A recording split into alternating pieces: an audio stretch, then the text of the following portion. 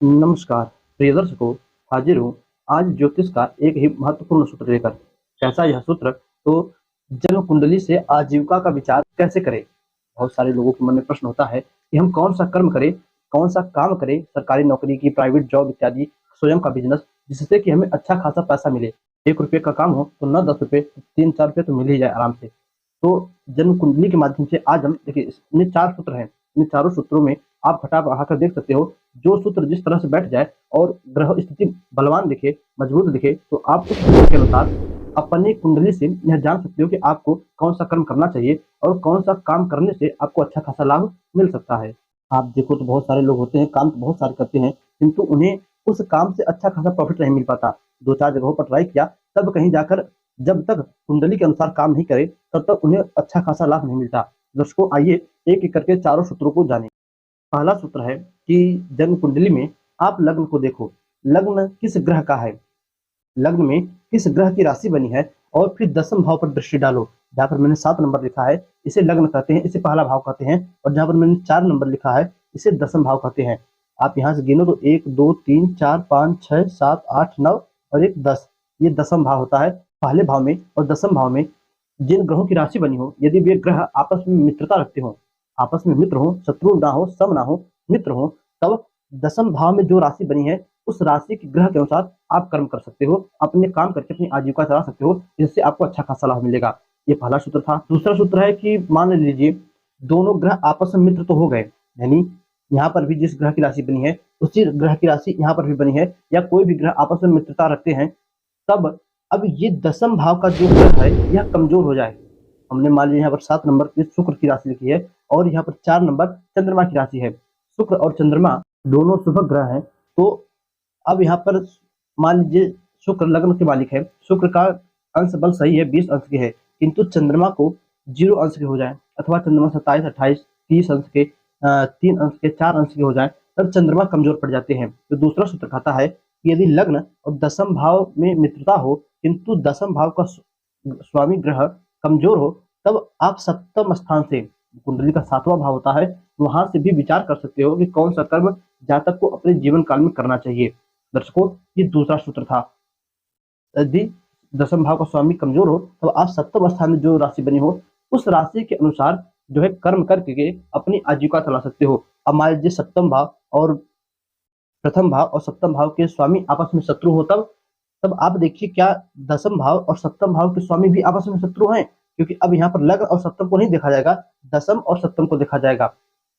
लग्न और सप्तम भाव के लग्न और दसम भाव के स्वामी मित्र हो, दसम और सप्तम स्थान के स्वामी मित्र हो, लग्न से भले ही शत्रुता रखता हो, किंतु फिर भी आप सप्तम स्थान में जो राशि बनी है, उस राशि के ग्रह के अनुसार काम कर सकते हो। फिर तीसरा सूत्र कहता है, मान लीजिए लग्न का मालिक भी कमजोर हो, दसम स्थान का स्वामी भी कमजोर हो और सप्तम स्थान का स्वामी भी कमजोर हो, तब आप इसके लिए कुंडली में देखिए जो ग्रह सबसे बलवान हो, भले ही वो पापक ग्रह हो, किंतु जो सबसे बलवान हो, दिग्बल भी हो या उच्च राशि में बैठा हो, अथवा मान लीजिए अंश बल से अच्छा हो, तब आप उस ग्रह के अनुसार कर्म करके, जो भी सूर्य से लेकर राहु केतु पर्यंत जो भी ग्रह मजबूत हो, बलवान हो, आप उसके अनुसार कर्म कर सकते हो। जिसको इसके बाद चौथा सूत्र है, वह थोड़ा समझने के लायक है। कैसे? चौथा सूत्र कहता है, कुंडली में आप देखिए लग्न, सूर्य और चंद्रमा, 3 ग्रह, लग्न, सूर्य और चंद्रमा में से सबसे अधिक अंश बल से मजबूत कौन है? लग्न अंश बल से मजबूत है, सूर्य अंश बल से मजबूत है, कि चंद्रमा अंश बल से मजबूत है? अब मान लीजिए इसमें 2 ग्रह, लग्न और सूर्य एक ही भाव में बैठे हैं, तो लग्न भी 20 अंश का हो गया, सूर्य भी 20 अंश के हो गए, चंद्रमा मान लीजिए 0 अंश के हो गए, तो लग्न और सूर्य दोनों ग्रह एक ही अंश बल के हो गए। तो लग्न से और सूर्य से गिनने पर दसम भाव में आप देखिए कौन सी राशि बनी है। यहाँ पर इस कुंडली में आप देखिए लग्न भी 7 शुक्र का है, 7 नंबर की राशि लिखी है, सूर्य भी लग्न में ही बैठे हैं, और दोनों का अंश बल भी मान लेते हैं 20 ही अंश है।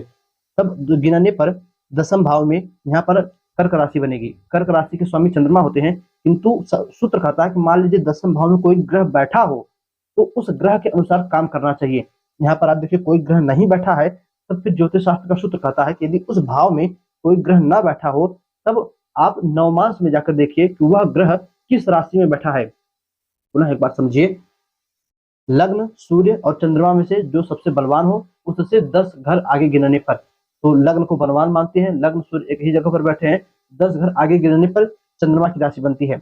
मान लीजिए इस भाव में कोई ग्रह बैठा रहा है, सूर्य, चंद्रमा, मंगल, तो हम उसके अनुसार काम कर लेंगे। अगर अब यहाँ पर लेकिन कोई ग्रह नहीं बैठा है, तब हम कुंडली में नवमास पर चलते हैं। अब एक दृष्टि मान लीजिए कि यही नवमास कुंडली है, आप समझिए यही नवमास कुंडली है, तो सूत्र कहता है कि नवमास में दसम भाव को स्वामी जहां पर बैठा हो, तो दसम भाव में कौन सी राशि बनी? चंद्रमा की राशि बनी। चंद्रमा नवमास में जहां पर बैठा हो, तो चंद्रमा नवमास में शनि की राशि में बैठा है।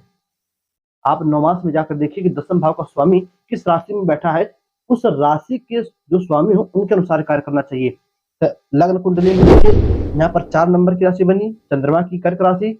अब नवमास में आप जाकर देखिए कर्क राशि के जो चंद्रमा है वे कहाँ पर बैठे हैं, तो इसी कुंडली को हम नवमास मान के देखें तो चंद्रमा शनि की राशि में बैठे हैं, तो ऐसे जातक को हम कहेंगे कि आप शनि से जुड़ा हुआ कोई कार्य करके अच्छा खासा पैसा कमा सकते हो। किंतु इस चौथे सूत्र में एक बात का ध्यान दीजिएगा, जैसे हमने यहाँ पर शनि बताया, तो आप लग्न चक्र में देखिए कि शनि की स्थिति क्या है।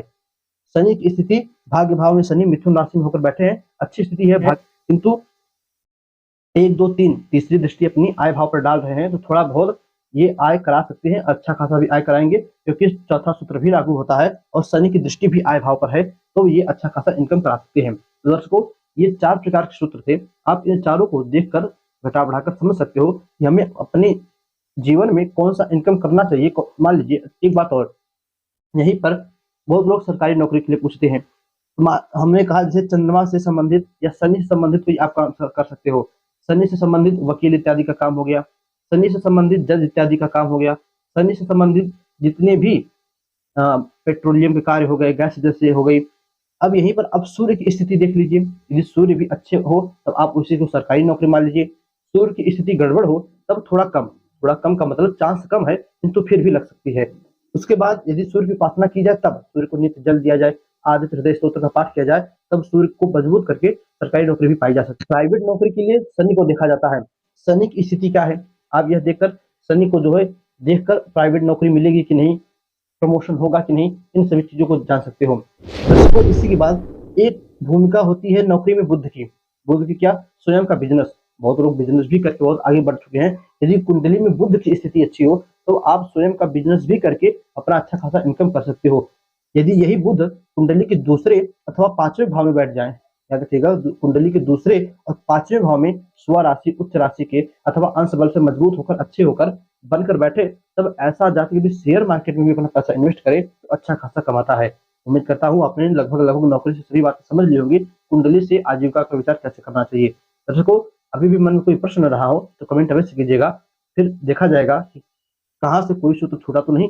4 सूत्र थे जो कि मैंने चारों को आपको बता दिए। ये चारों बहुत ही प्रमाणित और सटीक बैठने वाले सूत्र हैं। तो बस आज के लिए इतना ही। याद दीजिए, हमें पुनः आपसे मुलाकात होगी किसी नए वीडियो में, इसी प्रकार किसी नए टॉपिक के साथ। तब तक के लिए नमस्कार।